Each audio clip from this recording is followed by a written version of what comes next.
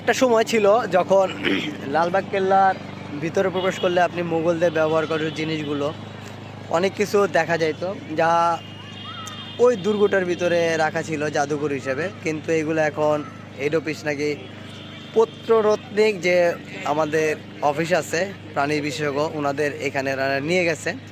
তো এখন আর ওইটা আমাদের দেখার সুযোগ হচ্ছে না, আর আমরা দেখতেও পারতেছি না। তো আমি আপনাদের জানি না কতটুকু দেখাইতে পারছি, কিন্তু খুব অল্প টাকায় এখানে টিকিট হলো 30 টাকা। আর আপনার আসা যাওয়া গাড়ি বা গাড়ি দিয়ে যেখানে বাংলাদেশের যে কোনো জায়গাতে এখানে চলে আসতে পারবেন। এটা লালবাগে অবস্থিত। আপনারা এখানে চলে আসবেন, ঘুরবেন, ফ্যামিলি নিয়ে একটা আনন্দ মুহূর্ত সময় কাটাতে পারবেন এবং আপনাদের আশা করি খুব ভালো লাগবে। বাকিটা হলো আপনাদের উপরে, কারণ কার মন মানসিকতা কেমন সেটা নিজে জানে। আপনার মন খারাপ থাকলে আপনি চলে আসতে পারেন, ঘুরতে পারেন এবং এখান থেকে লালবাগ কেল্লার সম্পূর্ণ সৌন্দর্যটা উপভোগ করতে পারেন, যা আপনার সব কিছু মনকে পরিপূর্ণ করে দিবে। তো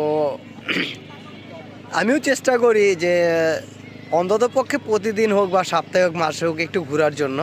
আপনি ঘুরুন, সেটা বাড়ির পাশে হোক বা ঘরের বাইরে আরেক জায়গায় হোক বা বাড়ির সামনে কোনো রাস্তায় হোক, আপনি ঘুরেন। যদি ঘুরেন আপনি, তাহলে আপনার মন মানসিকতা সব কিছু প্রশান্তি পাবেন।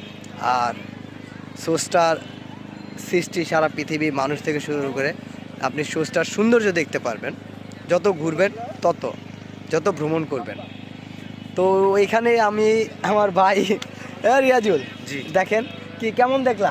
খুব সুন্দর। এর আগে আসছো? না না, এর আগে আসিনি। অনুভূতিটাও খুব ভালো লাগে। নেক্সট টাইম কাকে নিয়ে আসবা? অবশ্যই ফ্যামিলি কাউকে নিয়ে আসবো। ফ্যামিলি কাকে নিয়ে? ফ্যামিলি ভাবিকে নিয়ে? ভাবিকে নিয়ে আসবো, ভাই মানে আরো ভাই বউ নিয়ে আসবো, ভাই নিয়ে আসবো। সবাইকে নিয়ে আমাদের রিয়াজুল ভাই আবার আসবেন। তো আপনারাও আসবেন আশা করি। তো ভালো থাকবেন, ধন্যবাদ, আসসালামু আলাইকুম। ভাই